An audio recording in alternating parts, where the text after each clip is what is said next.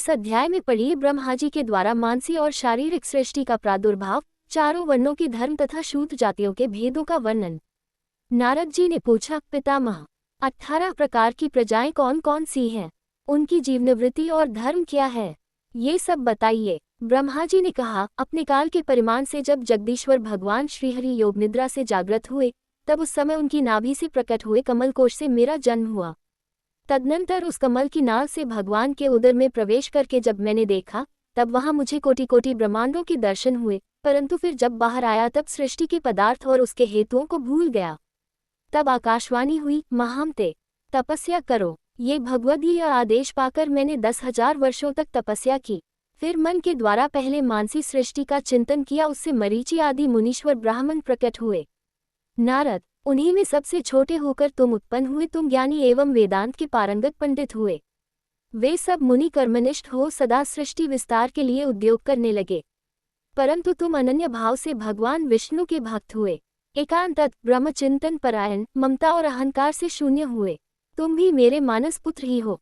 मानसी सृष्टि के पश्चात मैंने देहजा सृष्टि की रचना की। मेरे मुख से ब्राह्मण, भुजाओं से क्षत्रिय, दोनों ओरों से वैश्य और चरणों से शूद्र उत्पन्न हुए। अनुलोम और विलोम क्रम से शूद्र से नीचे नीचे सब मेरे चरणतलों से ही प्रकट हुए हैं। वे सब प्रकृतियां प्रजाजन मेरे शरीर के अवयव विशेष से उत्पन्न हैं। नारद, मैं तुमसे उनके नाम बताता हूँ, सुनो। ब्राह्मण, क्षत्रिय और वैश्य ये 3 ही द्विज हैं। वेद, तपस्या, पठन, यज्ञ करना और दान देना ये सब इनके कर्म हैं।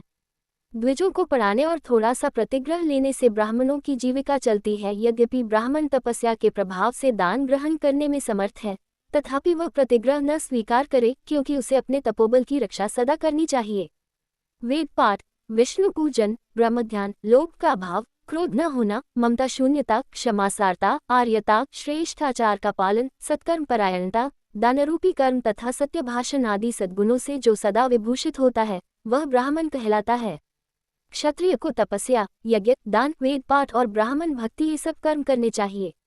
शस्त्रों से इनकी जीविका चलती है। स्त्री, बालक, गौ, ब्राह्मण और भूमि की रक्षा के लिए, स्वामी पर आए हुए संकट को टालने के लिए, शरण में आए हुए की रक्षा के लिए तथा पीड़ितों की आर्त पुकार सुनकर उन सबका संकट दूर करने के लिए जो सदा तत्पर रहते हैं, वे ही क्षत्रिय हैं।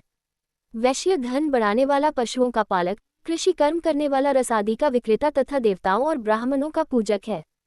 वह सूद लेकर धन की उत्पत्ति करे, यज्ञ आदि कर्मों का अनुष्ठान करता रहे, दान और स्वाध्याय भी करे। ये सब वैश्य के कर्म बताए गए हैं। शूद्र भी प्रातः काल उठकर भगवान का चरण वंदन करके विष्णु भक्तिमय श्लोकों का पाठ करते हुए भगवान विष्णु के स्वरूप को प्राप्त होता है। जो वर्ष में आने वाले सभी व्रतों का तिथि तथा वार के अधिदेवता की प्रसन्नता के लिए पालन करता है और सब जीवों को अन्नदान करता है, वह शूद्र गृहस्थ श्रेष्ठ माना गया है। वह वेदमंत्रों के उच्चारण के बिना ही इस लोक में सब कर्म करते हुए मुक्त होता है। चातुर्मास्य का व्रत करने वाला शूद्र भी श्रीहरि के स्वरूप को प्राप्त होता है। महामुने, सभी वर्णों, आश्रमों और जातियों के लिए भगवान विष्णु की भक्ति सबसे उत्तम मानी गई है। जो पवित्र चित्त वाला मनुष्य इस परम पवित्र पुराण को पढ़ता अथवा सुनता है, वह पूर्वजन्मोपार्जित समस्त पापों का नाश करके श्री विष्णु की आराधना में तत्पर हो विष्णुलोक को प्राप्त होता है।